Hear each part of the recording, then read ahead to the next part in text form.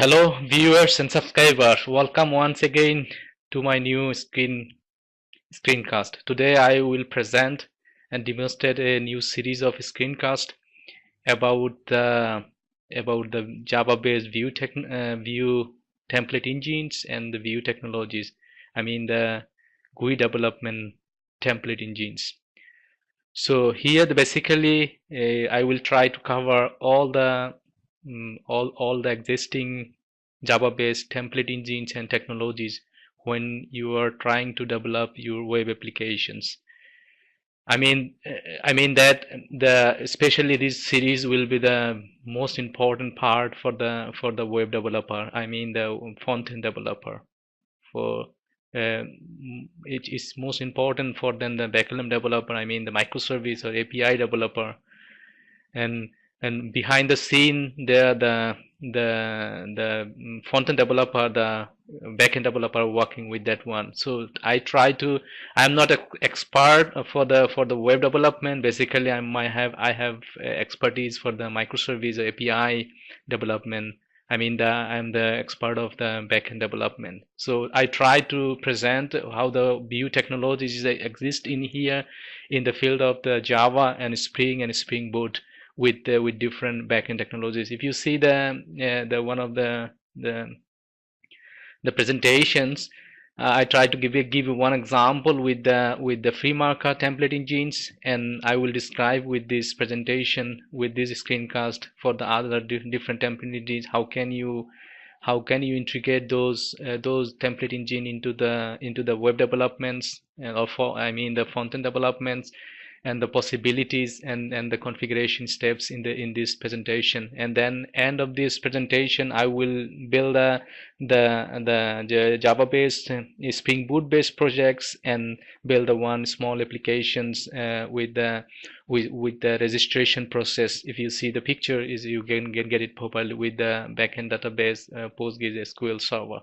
So let's start how I have it. So end of the day, I will build one of the versions, a standalone jar file with embedded Tomcats, and you can deploy and configure to the end customer or your customer machines. I will show you later how is it done by the development step. So here you see the existing view technologies and the file format. We already know but the most popular view technologies in ZSP is there's a lot of the tag libraries, and this is the server-side rendering template or rendering engines, or the rendering pages. So TimeLab in the previous many screencasts I use the TimeLab for the presentations. You can also use the TimeLab, as is the most closer to the XML and HTML and CSS and JavaScript, all JavaScript based framework you can integrate very quickly in the TimeLab. And the same thing is here, the Grails. You see the Grails is the most latest technologies. There is a lot of possibilities to develop your front end, and even though there's a lot of the customization and process running in your backend server, that's the possibilities.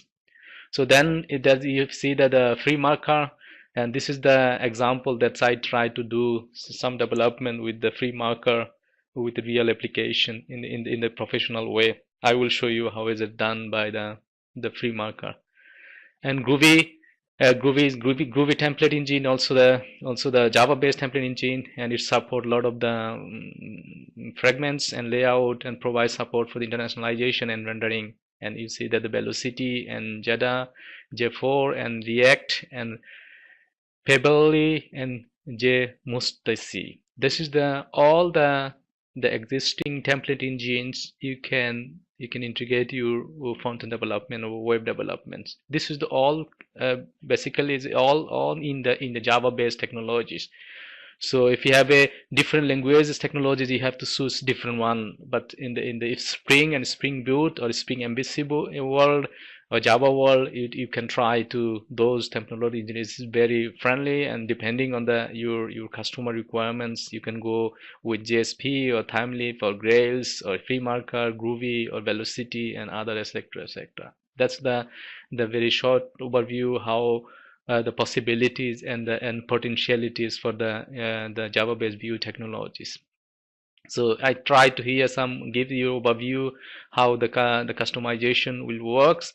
You see that the template engine configuration with Spring MVC, and you see that only you just need to the your POM XML file or Gradle build Gradle files. You just inject your JSTL dependency and also the Jasper dependency and the bootstrap dependencies, and then that's all for the configuration. And what we need to do to your bin configuration, just UV resolver, internal resource resolver, and also the your file location. That's all. And this is done by the Spring MVC framework. And it's more easier to configure if you are using the Spring Boot application, Spring Boot based application. Then it's just you need to Spring Boot starter parents dependency, and then you put your application.properties file, put your view files, JSP files locations, and then you put it all your JSPs into these respective folders, and that's all. This is because you already know the Spring Boot is the configuration over conventions. That's the main idea. So we don't need to do a lot of things for the configure your XML or whatever it is. It's all done by this only single line of dependency injection and two line of your properties settings, and that's it works automatically for the Spring Boot technology. And you see the template engine, exactly the same thing.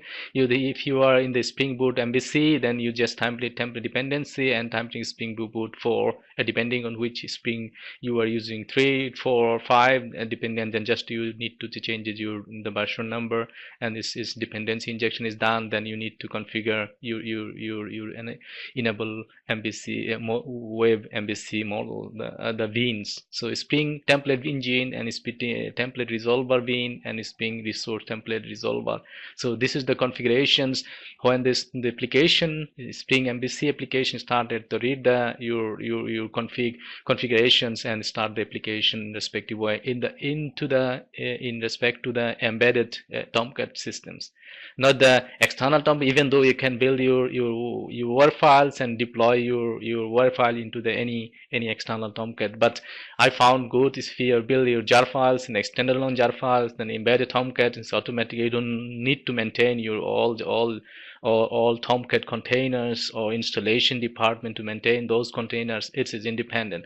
I will show you how is it done in the external way when you are building your jar files, and then how can you configure externally and set your all respective databases and then configurations. I will show you detail in the next screencast.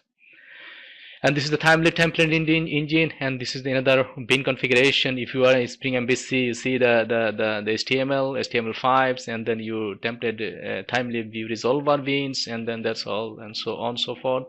And this is another default Spring resource template resolver beans and the Spring view resolver beans. This is and if you are in, and now is the FreeMarker template engine. This is the screencast that next screen I try to build one application that this application did use the registration process for any web application, registration process for any online billing, online payments, or online gateways. All things that is possible. Just I did it some 3 models or 3 classes, and then I will show you detail how is it done. So FreeMarker template engines with Spring MVC. You are in Spring MVC, then do this way, FreeMarker and FreeMarker context support, and then your configuration bin.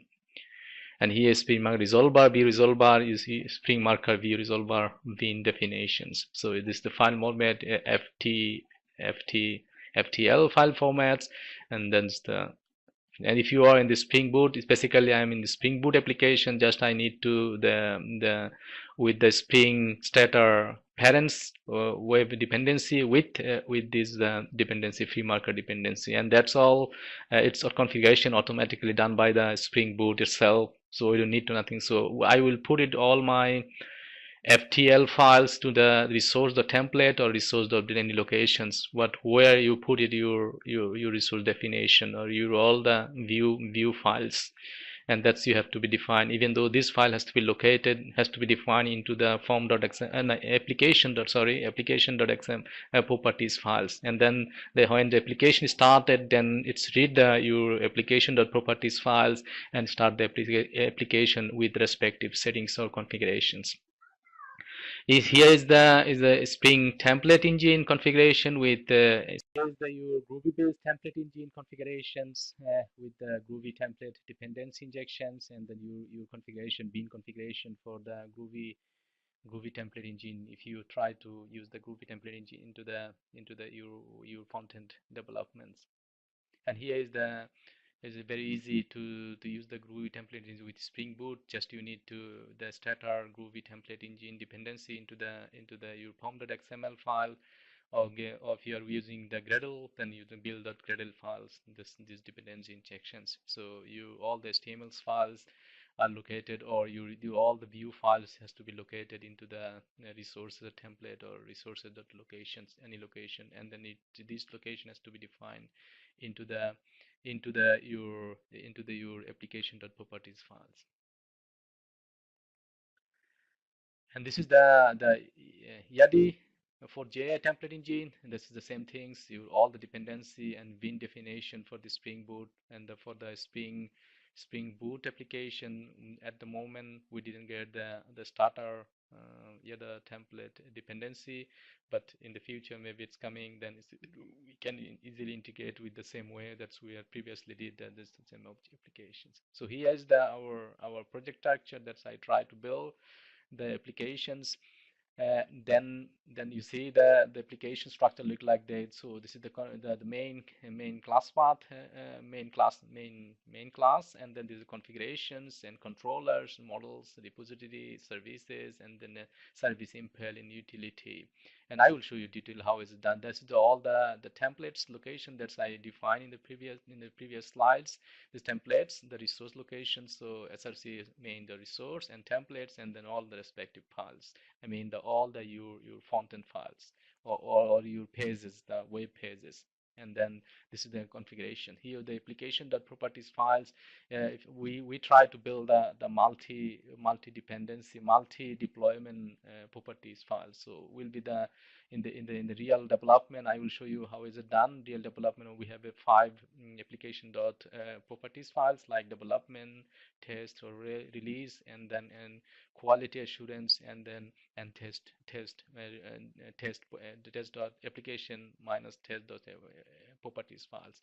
Then when you are externally try to deploy the application to the any machine, any part of the world, then just you need to change your database name and the users, and then some configuration where you Java located. Then that's all. I will show you detail how is it done. So here's our really simple basic models. So one user try to register. It has a multiple user role and has a multiple address information. So why is that multiple? Because of if you have a user to try to register, he has maybe he has a postal address, or he has a house address, or your permanent address, or temporary address.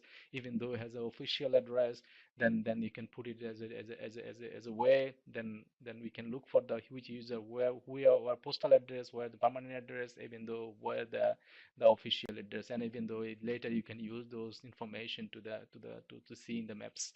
And then you can build some route planning. How is the you register user do something into the in the map or navigation world. And that's the things. The roles, multiple roles means if you are one user to create or to generate in the systems, then role means maybe this application has only development role, is as a staff role, or as an official role, or administrative role. Then all set of roles, and this is the most important part. If you define the specific roles, then the user is restricted. You can control more control with the users. So if you are logged in this user, then you cannot see this part of the page, or this controller. You can go this controller, you cannot edit, or you cannot do the CRUD operation. Maybe you can just read it, or create one users, or one user can is only possible to update, is not possible to create. Or maybe some user is not never ever possible to delete your information to the in the systems. That's the user role definition has to be done by us to be handled. So you see, get the idea how is the project is then is the project structure, and this project will be the Maven based project, even though you can is too easily migrate the Maven based project to the Gradle projects. And normally when I develop the Spring Boot based application or the Spring application, then I go to the Maven based applications. When I am in the Groovy or Grails technology, then normally I use the Gradle building tools.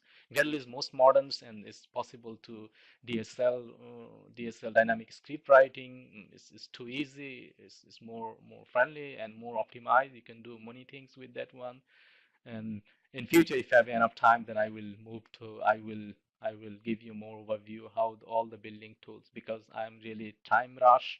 I cannot produce I have really short times to do such a jobs. So let's see. And then here is the you see the initial the top page. I am not the web developer, the front end developer. Then it's a very rough web pages. So you have the home button, home menu, and then service and product and about and contact, and then our main functionality. So user registration actions means it's cover the all the CRUD operations, and then user role it's covered the all CRUD operation, and so the address information is covered the all informations, the all CRUD operations. So that means you can create, you can read, you can update, you can delete the any records and information to the systems, to the your backend server. So but this case is our backend server is PostGIS.